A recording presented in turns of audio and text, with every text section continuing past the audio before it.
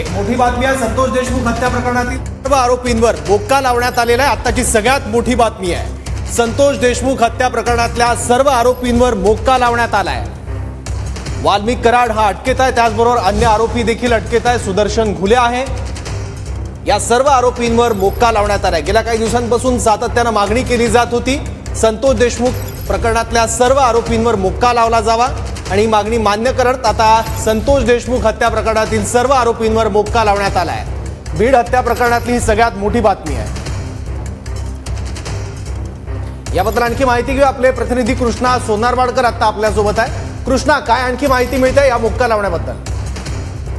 सौरभ, एसआयटीच्या वरिष्ठ सूत्रांकडून जी माहिती मिळते आहे त्यानुसार हत्येच्या गुन्ह्यामध्ये मोक्का लावण्यात आलेला आहे, ज्यामध्ये संतोष देशमुख यांच्या हत्या प्रकरणात आतापर्यंत जेवढे आरोपी अटकेत आहेत त्यामध्ये सुदर्शन घुले असतील किंवा विष्णू चाटे याला सुद्धा काल अटक करण्यात आलेली आहे आणि आज त्याला थोड्याच वेळामध्ये कोर्टात हजर करण्यात येणार आहे। याच्या सहित जवळपास 7 जणांना आतापर्यंत या प्रकरणामध्ये आरोपी बनवण्यात आलेला आहे आणि ही सगळी संघटित गुन्हेगारी पाहता वारंवार एसआयटीच्या वतीनं कोर्टामध्ये ते मुद्दे मांडण्यात आलेले होते की ही टोळीच्या माध्यमातून सगळे गुन्हे केले जात आहेत आणि बीडमध्ये ही टोळी फोफावते आणि त्यामुळे त्यांना प्रतिबंध करण्यासाठी योग्य ती पावले उचलणं गरजेचं आहे। आणि मागच्या काही दिवसापासून मोठ्या प्रमाणामध्ये ही मागणी होत होती की या प्रकरणामध्ये मोक्कांतर्गत कारवाई केली जावी आणि आता अखेर एसआयटीतल्या वरिष्ठ सूत्रांनी दिलेल्या माहितीनुसार या प्रकरणामध्ये मोक्का लावण्यात आलेला आहे। आज कदाचित एसआयटीच्या अधिकारी कोर्टामध्ये या संदर्भात माहिती देतील, मात्र वरिष्ठ सूत्रांकडून जी माहिती मिळते आहे त्यानुसार मोक्का या प्रकरणामध्ये मोक्क्याचं कलम लावण्यात आलेलं आहे आणि पुढच्या काळामध्ये मोक्क्याअंतर्गत या सगळ्या प्रकरणातला खटला जो आहे तो कोर्टामध्ये कशा पद्धतीने उभा राहतो हे पाहणं महत्त्वाचं असणार आहे। मात्र एक गोष्ट लक्षात घ्यावी लागेल ती म्हणजे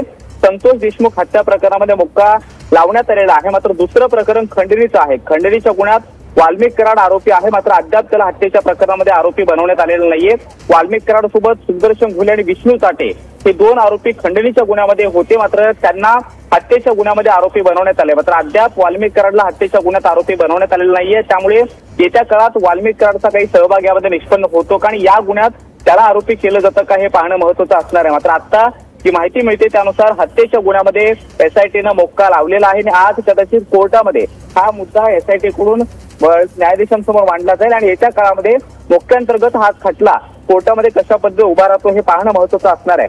खरं तर मागच्या सुनावणीला ज्यावेळी सुदर्शन घुले आणि इतर 2 आरोपींना अटक करण्यात आलेली होती त्यावेळी वारंवार त्यांच्या रिमांडच्या वेळेला वारंवार ही संघटित गुन्हेगारी आहे ती टोळीनं हे सगळे गुन्हे केले जात आहेत आणि त्यामुळे बीडमध्ये म्हणावे तसे उद्योग आलेले नाहीयेत, बीडमधला विकास थांबलेला आहे अशा पद्धतीचा उल्लेख सुद्धा एसआयटीच्या अधिकाऱ्यांनी केलेला होता आणि हे सगळे मुद्दे पाहता यामध्ये मोक्का लावला जाईल आणि या सगळ्या प्रकरणामध्ये मोक्क्याअंतर्गत कारवाई येत्या काळामध्ये होईल अशा पद्धती शक्यता वर्तवली जात होती आणि अखेर आता जी माहिती मिळते आहे त्यानुसार एसआयटीनं अखेर या प्रकरणामध्ये हत्येच्या गुन्ह्यामध्ये मोक्का लावलेला आहे आणि पुढच्या काळामध्ये आता या सगळ्या प्रकरणामध्ये कशा पद्धतीने त्याची अंमलबजावणी होते आणि कुणाला यामध्ये आणखी आरोपी निष्पन्न झाल्यानंतर त्यांना बनवलं जातं का हे पाहणं महत्त्वाचं असणार आहे। मात्र आता जी माहिती मिळते त्यानुसार हत्येच्या गुन्ह्यात एसआयटीनं मोक्का लावलेला आहे आणि आजच कोर्टामध्ये कदाचित त्याची माहिती दिली जाऊ शकते।